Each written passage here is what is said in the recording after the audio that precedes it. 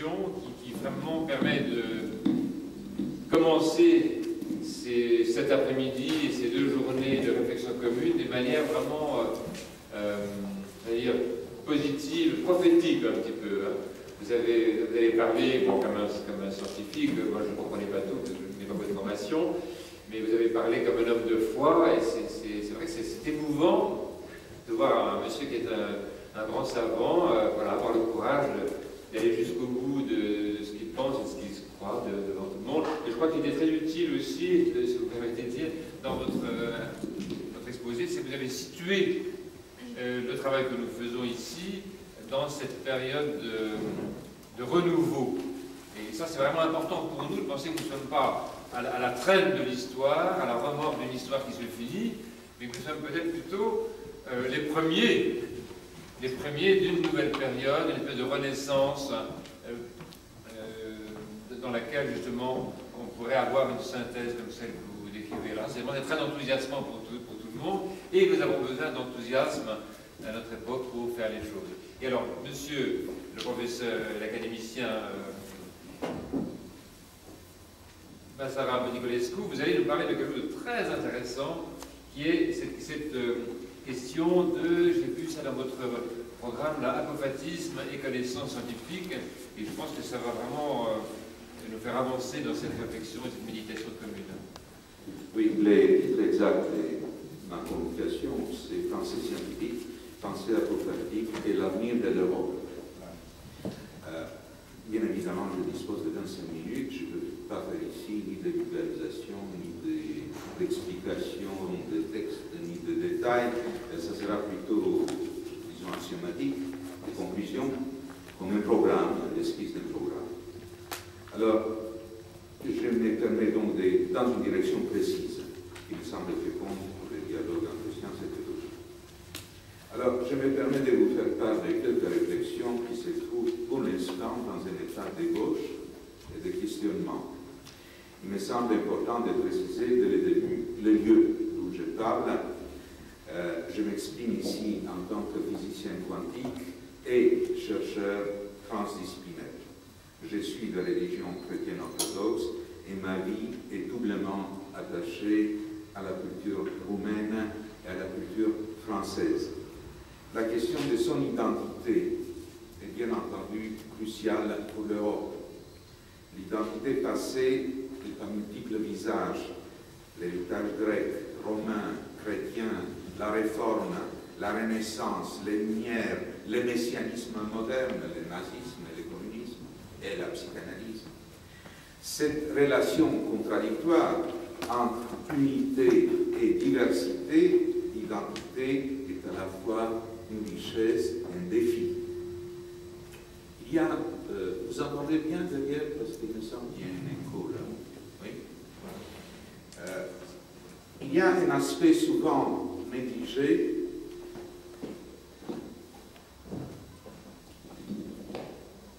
qui me semble pourtant essentiel en vue d'essayer de déchiffrer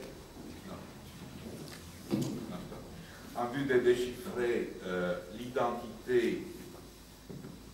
future de l'Europe. Il faut invoquer Dieu pour les besoins techniques. Oui. Oui. Non. L'autre micro marchait bien.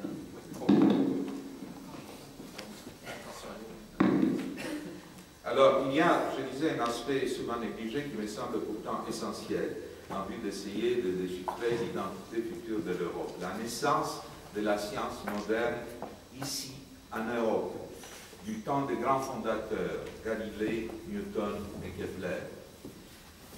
Joseph Needham, un grand historien des sciences et philosophe, dans son livre célèbre « La science chinoise et d'Occident », écrit, se pose la question, pourquoi la science moderne, comme mathématisation d'hypothèses relatives à la nature, avec toutes ses implications dans les domaines de la technologie avancée, fait-elle une ascension rapide seulement en Occident, à l'époque de Galilée?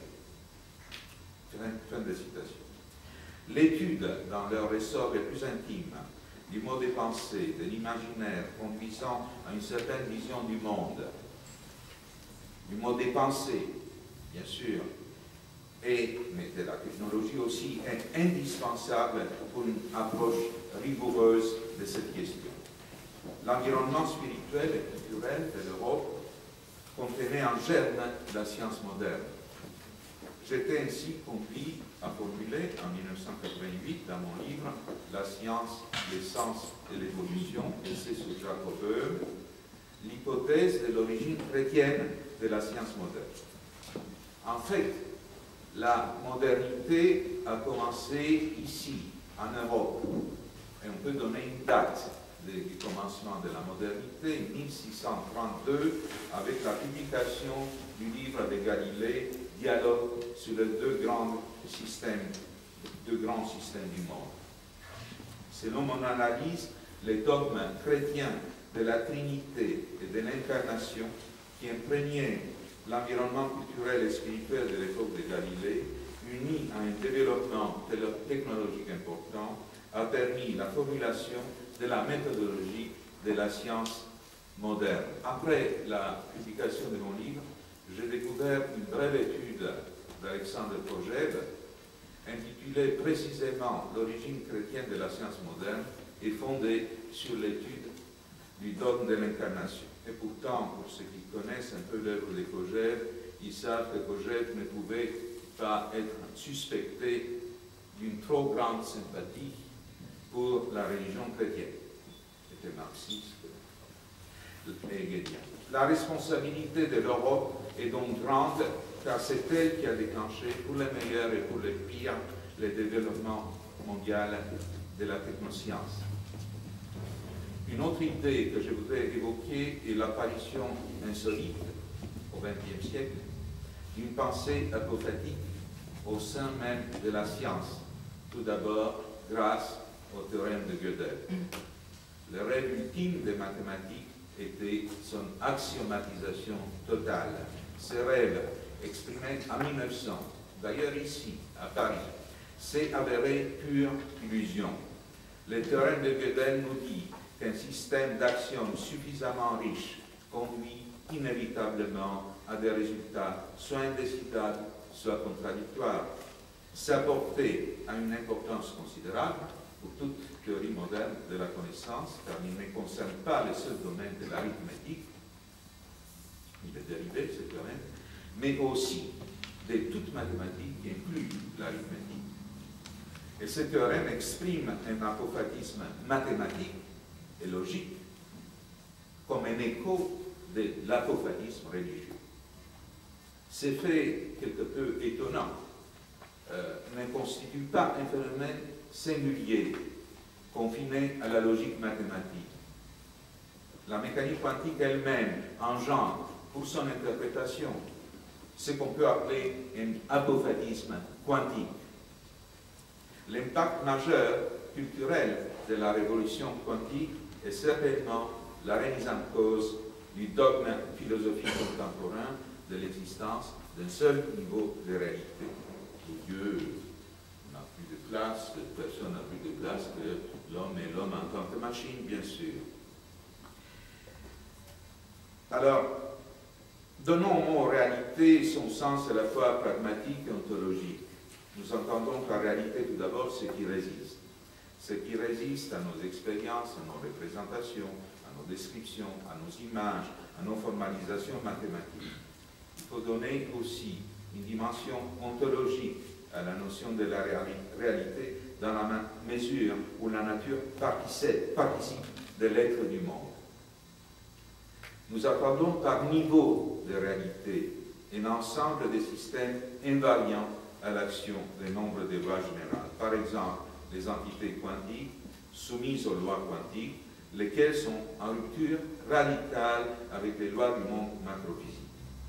C'est dire que deux niveaux de réalité sont différents si, en passant de l'un à l'autre, il y a rupture des lois, rupture des concepts fondamentaux, comme par exemple la causalité locale du monde classique, les nombres habituels à notre échelle, et du monde, la causalité globale du monde quantique. L'existence de niveaux de réalité différents a été affirmée par différentes traditions et civilisations, et tout particulièrement par la religion chrétienne, mais cette affirmation était fondée soit sur les dogmes religieux, soit sur l'exploration exclusive de l'univers intérieur. Et l'émergence d'au moins 3 niveaux de réalité dans l'étude des systèmes naturels, c'est-à-dire les niveaux macrophysiques, les niveaux microphysiques et les cyberespaces-temps, auxquels il convient d'ajouter un 4e niveau, pour l'instant purement théorique, celui des supercordes, considéré par les physiciens comme la texture ultime de l'univers, est un événement capital dans l'histoire de la connaissance. Elle peut nous conduire à repenser notre vie individuelle et sociale, à donner une nouvelle lecture aux connaissances anciennes.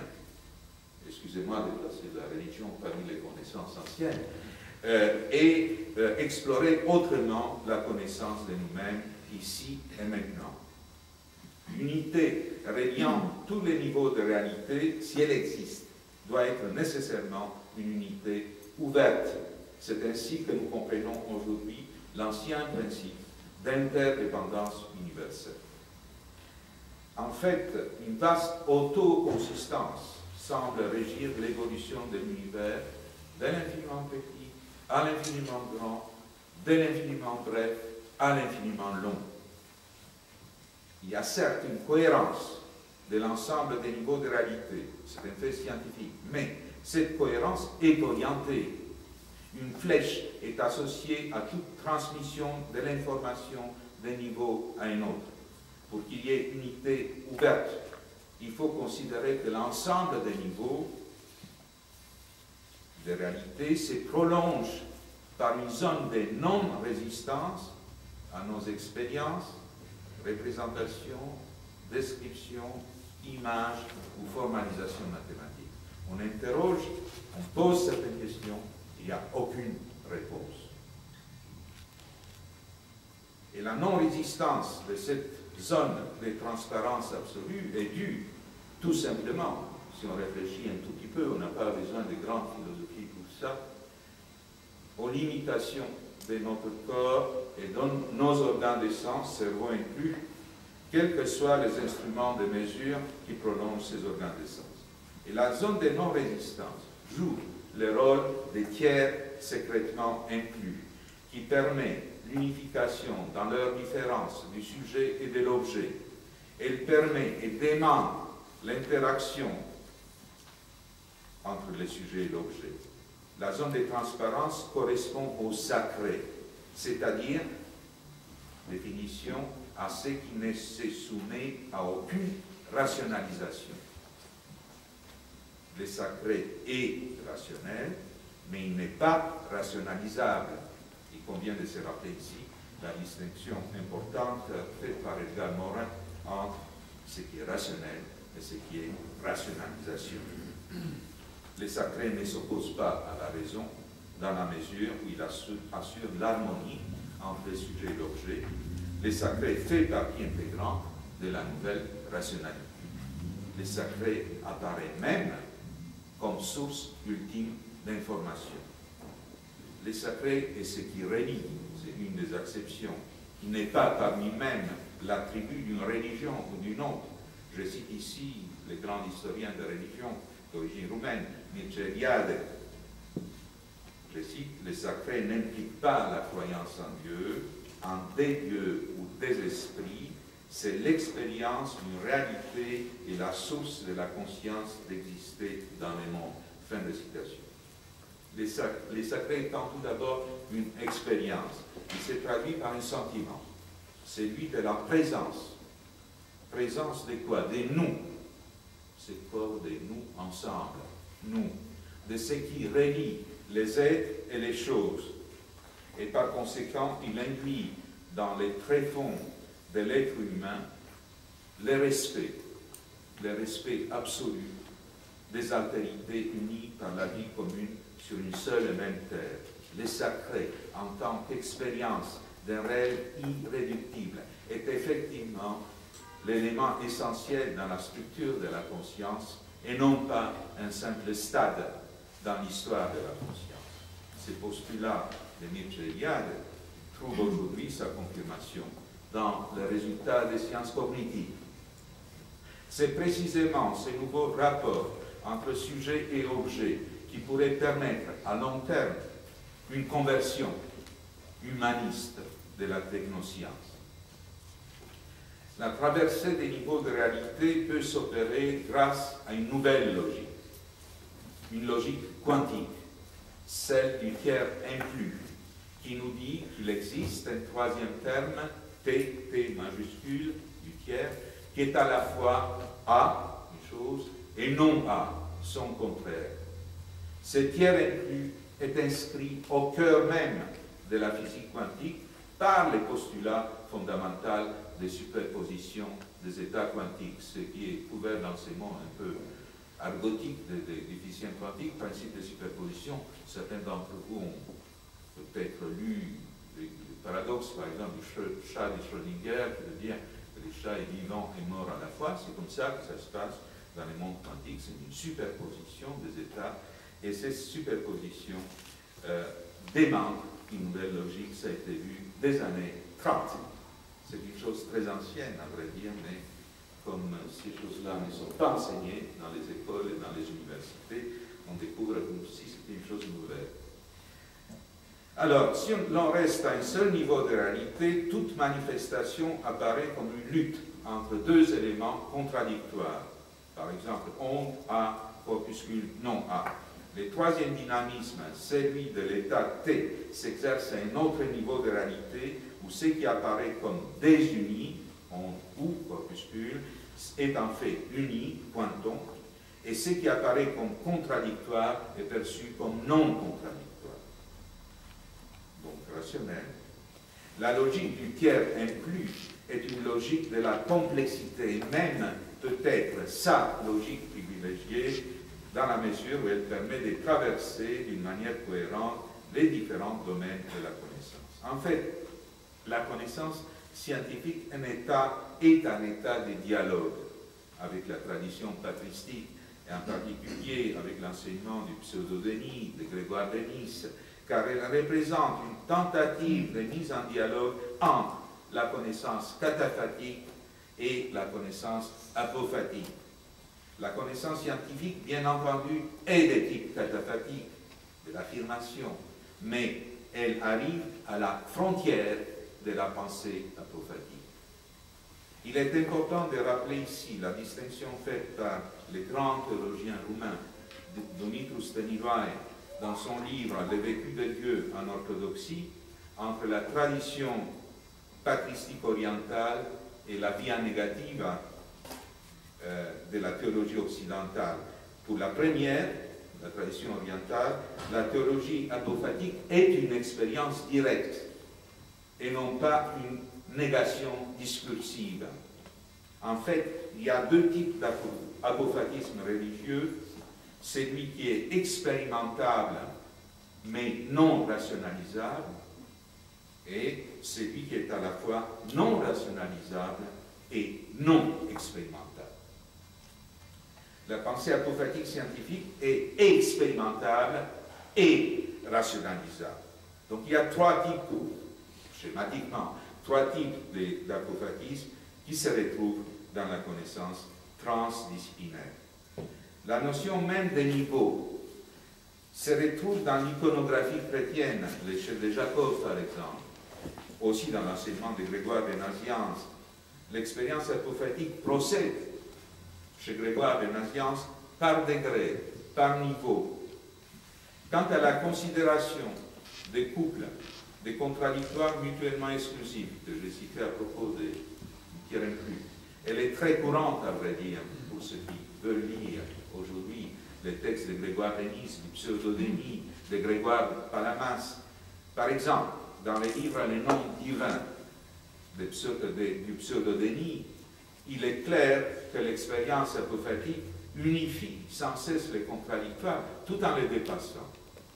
La connaissance apophatique est structurellement une connaissance du tiers. Contrairement à un cliché ténace, la rationalité une rationalité ouverte, complexe et translogique est une attitude fondamentale de l'orthodoxie. La rationalité intrinsèque à la création est conçue comme possibilité de dialogue entre la rationalité divine et la rationalité humaine. La logique binaire de la vérité absolue et de la fausseté absolue agit aujourd'hui devant nos yeux, ces jours même, avec une impudeur qui laisse perplexe. Je cite, la lutte du bien contre le mal. Dieu est avec nous.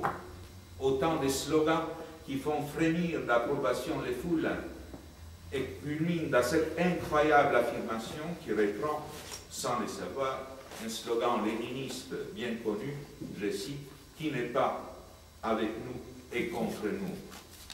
Les adversaires agissent chacun au nom de Dieu. Quel Dieu? Il y aurait-il autant de dieux que de religions? Le dialogue entre la pensée apophatique religieuse et la pensée apophatique scientifique peut jouer un rôle dans la définition de l'identité future de l'Europe. Dans son livre très stimulant, Les trois cultures du développement humain, paru chez Odile Jacob cette année, Jean-Baptiste Defoucault, ancien commissaire au plan en France et président du club Démocratie et Spiritualité, écrit à propos du problème des dangers de l'élargissement de l'Europe, je cite, qui nous dit que dans les souffles de sens qui fait si cruellement défaut à nos sociétés d'Europe occidentale, ne nous viendra pas des peuples qui ont vécu dans leur chair récemment la perte des libertés politiques et spirituelles. Le même auteur, tout en observant, je cite à nouveau, qu'il y aurait intérêt à échanger plus sur les conditions dans lesquelles la laïcité est vécue en Europe, souligne avec force et rigueur la nécessité, je le cite à nouveau, à travailler une forme novatrice de spiritualité politique en Europe. Fin de citation. Jean-Baptiste Defoucault distingue trois cultures politiques tout au long de l'histoire. La culture de la résistance, la culture de la régulation et la culture de l'utopie. C'est à cette troisième culture qui se réfère l'idée d'une spiritualité politique. L'utopie a été dévaluée par les expériences meurtrières du XXe siècle, mais cet échec ne peut pas occulter le fait que l'être humain, à mon sens, l'être humain ne peut pas vivre sans une utopie.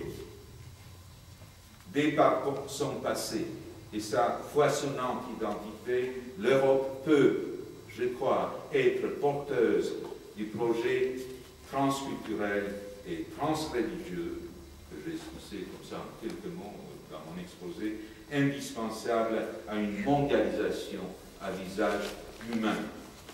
Nous avons vécu, après la Deuxième Guerre mondiale, jusqu'en 1989, dans un monde bipolaire, fondé sur l'équilibre de la terreur. Ce monde s'est écroulé. Depuis 1989, jusqu'à présent, nous vivons dans un monde unipolaire, où une superpuissance économique et militaire domine incontestablement notre monde. Tout se passe comme si le monde était en quête par un enfantement difficile et souvent meurtrier d'un équilibre tripolaire comme celui du monde naturel. Ne pouvons-nous pas imaginer que l'avenir de l'Europe se situe précisément comme troisième pôle des tiers inclus, des mondes tripolaires en gestation? L'ascension de l'Europe que Nietzsche interprète du point de vue de la puissance pourrait se situer aujourd'hui sur le plan de la connaissance, conçue comme quête d'essence. L'identité passée de l'Europe justifie cette ambition. Ainsi pourrait s'ouvrir l'ère de la fraternité, après celle de l'égalité incarnée par le système marxiste, et celle de la liberté incarnée par le système libéral. Merci.